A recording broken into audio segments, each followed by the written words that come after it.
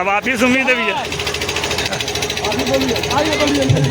अभी अगले वक्ता के रूप में हमारे बीच माननीय विधायक जयराम अग्रवाल के अपने बातों को रखी।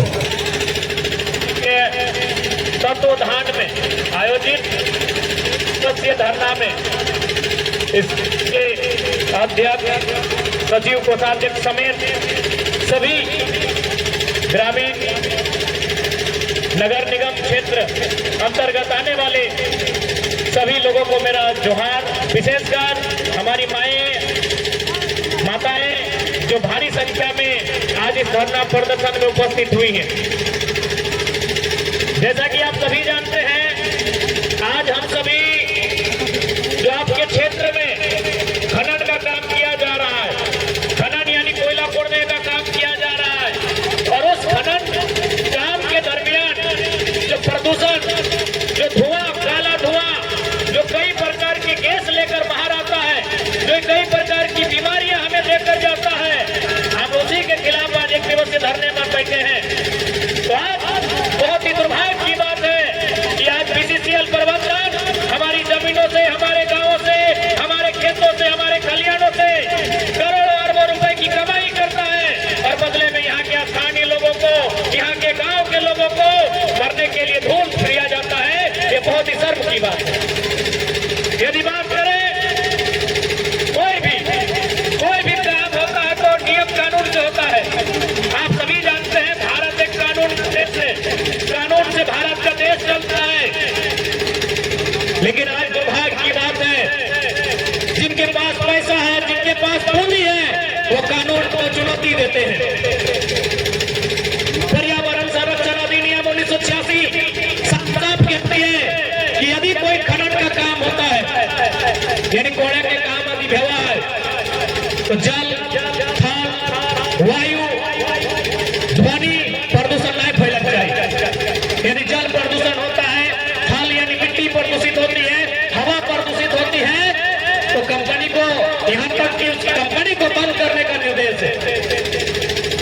उस काम में शामिल लोगों को जेल खटने तक का नियम है। लेकिन वही जिनके पास पैसा है, जिनके पास पूंजी है, उनके लिए कानून कुछ नहीं है।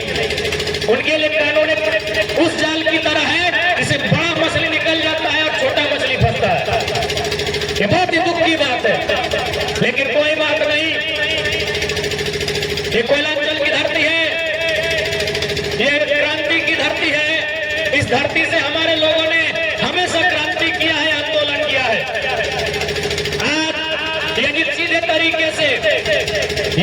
तरीके से जिला प्रशासन हमारी इस आंदोलन को संज्ञान में लेते हुए यदि इस खनन करने वाली कंपनी अथवा एजेंसी है, जो भी आउटसोर्सिंग एजेंसी है, जिनके माध्यम से खनन हो रहा है, यदि प्रदूषण का रोकथाम नहीं करती है, तो हम लोग इस आंदोलन को और उग्र करेंगे और इस बार जिला स्तरीय प्रदर्शन करेंगे।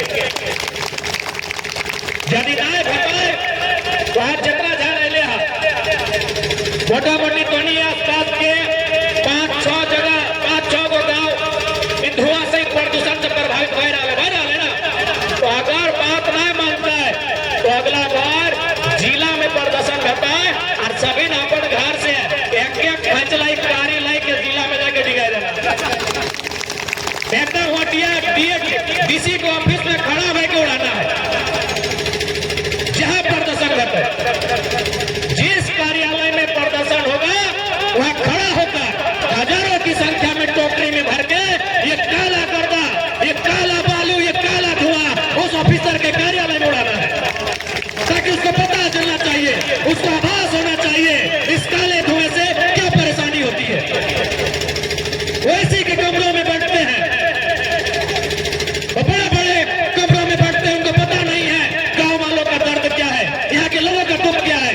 इसलिए आज जितना जाना ले, अगर बात सुना है तो ठीक है, यदि धुआं बंद है तो ठीक है, ना तो अगला बार सब यहाँ से पद यात्रा करते हुए जैसा मोड़िए हमने गोबर के खचला लाइट के लेके जहाँ वैसा नहीं धुरवा लेके जीवे और हजार संख्या में और जाए के जितना धनबाद में सरकारी ऑफिस है, चाहे डीसी का ऑफिस रहे, एसपी के ऑफिस रहे, डीएमओ का ऑफिस रहे, प्रदूषण विभाग का ऑफिस रहे, जितना सरकारी ऑफिस है सब में धुरा पड़ रहा है।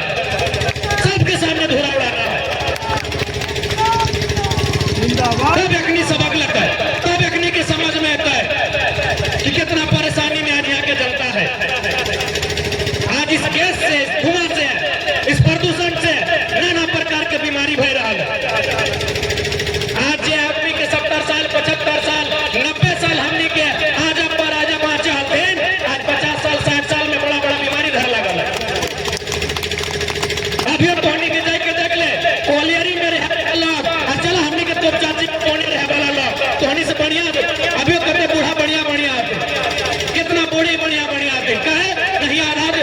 समय में बीमार हो जाते हैं। कब तक आखिर इस बीमारी से लड़ते हैं? इसलिए अगर प्रशासन प्रबंधन जो भी हमने बात में संज्ञान न ले, जीएम के भी कार्यालय के घेर के चारों तरफ से कार्यालय में गर्दा फेर देवे। गर्दा भरना बड़ा अपराध नहीं लगे, अभी छोटे अपराध कर रहे। अगर ये अपराध लगाए और अपराध के भाषा से एक नहीं समझता है तो बागी बहन को अपनी को कर दिया है। हमको तो मारे करके थोड़ी के लिए कि हमारा जेल लगता है, धुआं भरना, सब कार्यालय में गर्दा भरना है। ये बड़ा गर्दा उड़ा है, सब टोकरी में भर के जीएम के ऑफिस में तो भर देना है। ऐसे नहीं सुनते ना तैयार है ना धोनी? अगर आज के प्रदर्शन से अगर बात माना है तो ठीक है, मैं तो अगला तारीख के तो ऐलान करा, अगला तारीख के चयन करा और पूरा बृहद तरीके से कार्यक्रम करा जाए और अखनी के सबक अखनी भाषा में दिया ले। तो इनके बढ़िया बढ़िया जगह रहा दिन धनबाद में 18 तल्ला 20 तल्ला में अपन समझ में नहीं अखनी के दिया पुता अखनी के जेनी चौवा भाला बढ़िया से रहा तो अखनी किस समझ में? आज यहाँ गांव के आदमी के समझ में आ रहा है कि तकलीफ बह रहा है, कितना दुख है अखनी के जीवन यापन बह रहा है। सबसे महत्वपूर्ण कि आदमी की जिंदगी या उम्र कम बह रहा है। 50-60 साल में लोग मर जा रहा है बीमारी के चलती, धुआं के चलती, गैस के चलती। इसलिए स्पष्ट क्या चाहे अगर तरीके से बात